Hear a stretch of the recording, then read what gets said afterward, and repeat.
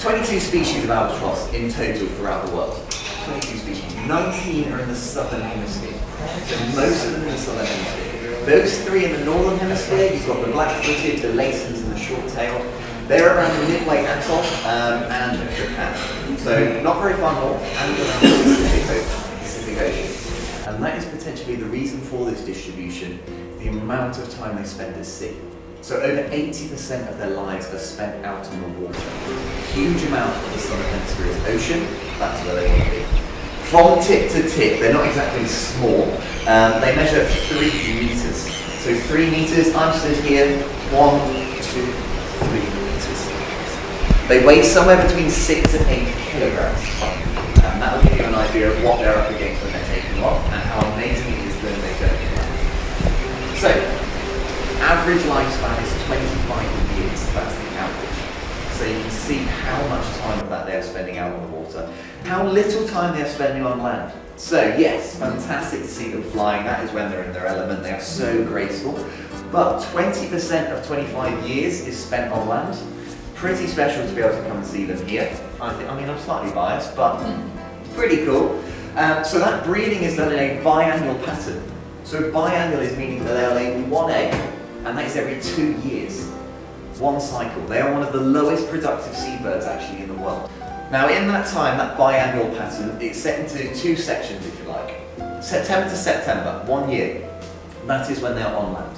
So that stage, they are coming back, they are incubating, they are laying the egg, incubating, raising that chick. Now it does take a full year for that whole cycle. By the end, the parents are pretty exhausted. So they take parental leave.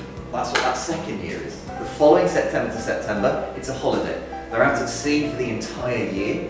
They don't set foot on land for the whole year, then they come back that following September. September, October, they're coming back. They'll come in, they'll start finding each other. So they're doing this in lifelong partnerships. So when they're together, when they're on land breeding, it is a lifelong partner. The male often comes back first, starts making that nest, and they're getting ready for the season in that stage. October they're mating, and then November is when the eggs are being laid. So the eggs are laid. A chicken incubates 79 days. It's one of the longest incubation of any bird, just over 2 months of sitting on an egg. They need to incubate it, it needs to be incubated 24/7. So what they do is they share it. You'll have the male, he'll sit there keeping the egg nice and warm. The female will be out at sea, they won't be together, she'll be out at sea foraging and hunting because she needs strength to be able to do that incubation. She comes back and she doesn't. And it's not, a few hours or a day at a time. Changeovers are 4 to 7 days apart, 7 to 10 days apart. So over a week of just sat on an egg, no food, no water, just incubating.